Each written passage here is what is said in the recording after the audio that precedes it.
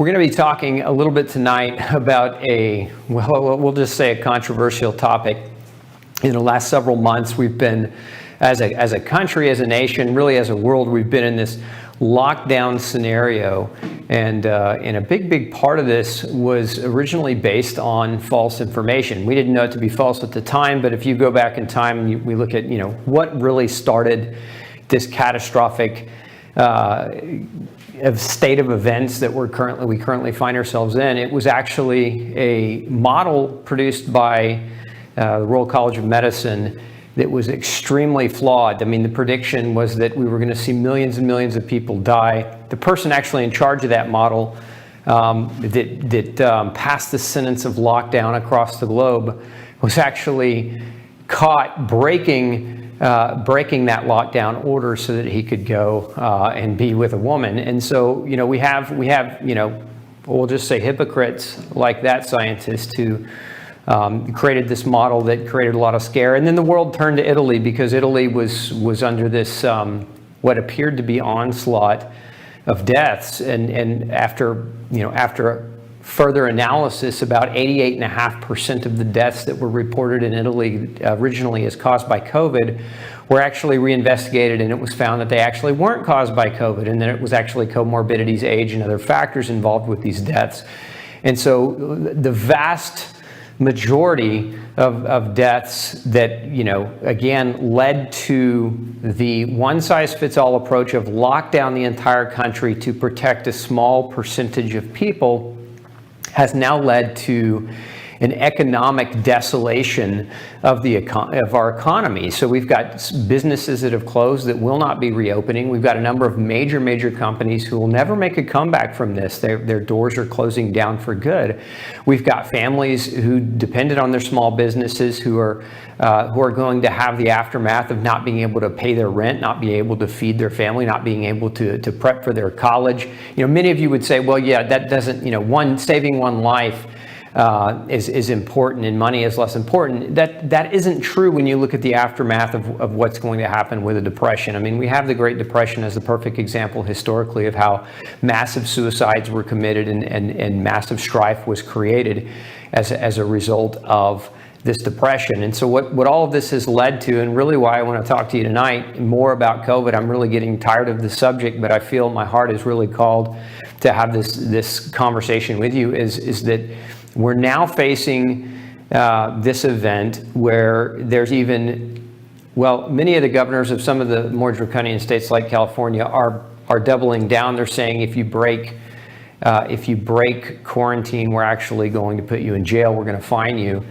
And so civil rights have now been arrested. And look, as somebody who has sworn to uphold and protect the Constitution when I served in the military, this is very alarming to me. I know a lot of you don't seem that alarmed about it. Shame on you, first of all, for allowing your rights to be just swept away. And those of you maybe that are tuning in are wondering, well, what can I do? I'm just one person. And this is, again, why I wanted to have this show tonight. So going back in time, remember, all of this was based on the premise that we were going to lose millions of lives. That has not come to fruition. This virus now officially, even the CDC has come back and reported more accurate numbers that the death rate of this, or mortality rate of this virus, is more like 0.1%, not the 4 to 5% that was being predicted in some of the models.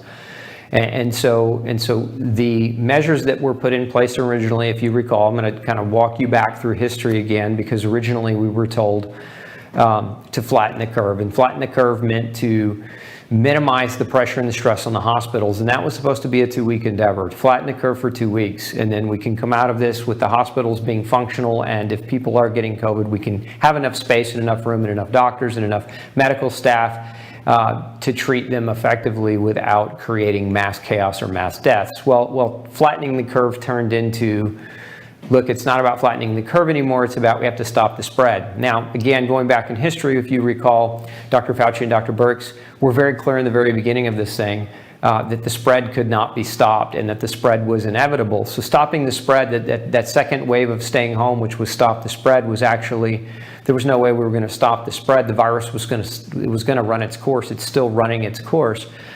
in that regard. So stopping the spread became the next kind of cry to arms, the next pseudo-noble, hey, if you're not part of this, then you're against it, and you want to kill people. Like that was the rhetoric that was being espoused by many of the, I'll call them Karens of the world, if those of you know what I mean by that. And then we had, after it was stop the spread, then it became about, no, we can't go back until we have a cure. And much like the flu, coronavirus is not going to have a cure. The best cure is an immune system. The best defense against any virus, against any illness for that matter, is a strong set of behaviors around diet, lifestyle, and choice, and not a vaccine, not a drug, or any other medical chemical intervention. So not to say that some can't be useful in the case of somebody dying, but if you believe that disease happens and kills people, and it's one cause, disease is a one cause factor, and that it's not multifactorial, then you need to go back to school. Disease is multifactorial, and this is why many people that had COVID never were symptomatic, developed antibodies, and moved on with their life without ever struggling or having a problem. So again, that's the history. Stop the spread. Actually flatten the curve, and then it became stop the spread, and then it became don't go back to school until there's a cure. And right now, many countries, or not countries, but states, many counties are not allowing school to come back, and they're projecting not having school in the fall, but waiting until the new year. Which again, this is ludicrous considering now that we have these numbers. So we have these numbers that this virus is nowhere near as lethal as what it was originally projected to be at 0.1% death rate. And I think if we look at this from the perspective of, okay, you can point fingers and you can blame people, but I think ultimately what we really need to do is we need to point the finger at ourselves for allowing our civil rights and our constitutional rights to be taken from us in such an easy fashion.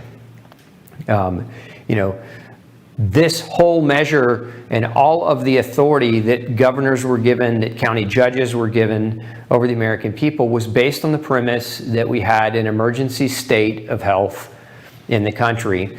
And at this point, we can now clearly look back, hindsight is 2020, and we can clearly look back and see that this is not an emergency state. All the mask Nazis that are out there, and again, maybe I'm being a little bit too harsh, but the reality is that masks, there's so many experts, so many scientists, so many epidemiologists, biochemists, virologists that speak to the truth of wearing masks as not being very effective, not being necessary, and actually being counterproductive to good health. Locking yourself in a bubble and staying at home, counterproductive to good health. And the message that's come from most of the authorities has been just that very thing. Like, the only thing you can really do is lather up in chemicals that kill germs. So, wash your hands 50 times a day with soaps that are highly containing of a multitude of different types of chemicals that are detrimental not only to yourself but to the environment for the sake of killing germs, or hand gels for the sake of killing germs. Wear a mask and stay at home and isolate yourself. These are all principles. If we look at what accomplishes good health, rubbing chemicals on your body doesn't accomplish good health. Breathing in your own carbon dioxide and wearing a mask repetitively over and over again actually is contradictory to good health. And social isolating and not being able to hug your family members, not being able to spend time with people you care and love about, are not good for your health. And they haven't done anything for anyone's health. And this couldn't be more clear than in the state of New York, where the vast majority of new cases of COVID were all from people who were following the line, following what the government was saying, which is if you stay home, you'll be safe. And what actually ended up happening is these people that stayed home crashed their immune systems, crashed their ability to have an immune system that functions to protect them, ended up getting it anyway. So again, the conflicting information is something else I want to discuss tonight, because we've had, with COVID-19, we've had several thousand studies being published in a very, very short period of time in the last few months. Many of these studies contradict each other. And so some of the studies are saying, masks don't do anything. Some of the studies are saying, we don't think masks do anything, but you should wear them anyway because it makes sense.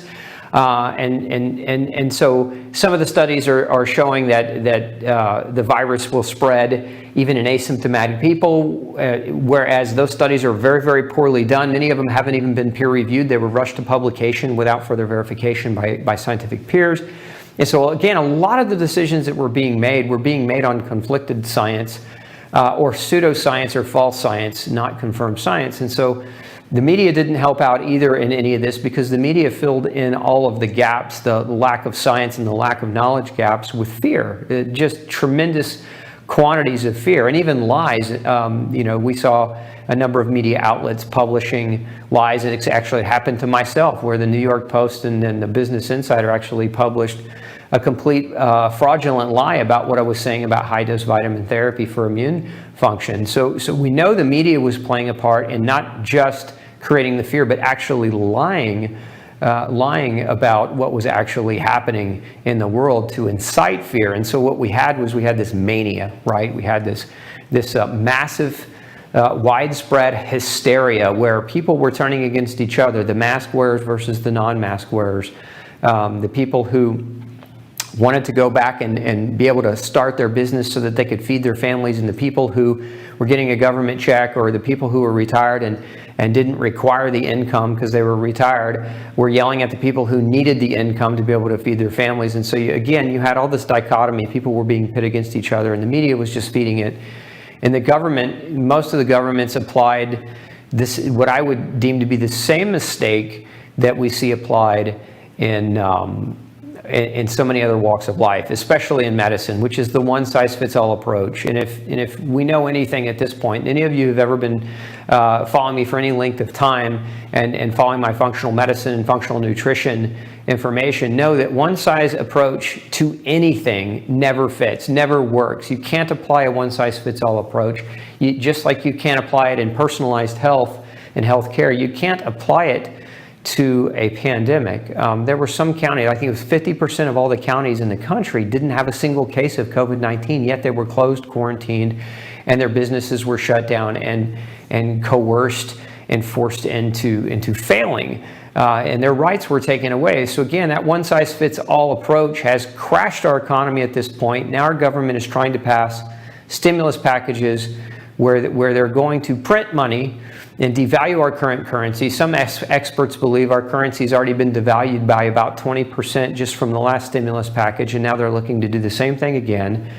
And if you read this new bill that's in front of the House, what you're seeing is more pork than even the first bill had, and a lot of that pork is designed to pay lobbyists and to give federal aid and your tax dollar money to illegal immigrants who are living here and not paying taxes, which have none of those things have anything to do with the coronavirus or should have anything to do with coronavirus aid. So again, politicians are notorious for saying, never let a catastrophe go to waste. In essence, use the catastrophe to get the advantage. And so I think at this point in time, what we really should all be focused on is not yelling at each other, and not creating infighting and fighting amongst each other. But I think we need to be watching very, very closely what our politicians are doing, what the people around us are doing that are creating these draconian measures of lockdown and shutdown and restriction of freedom and mobility.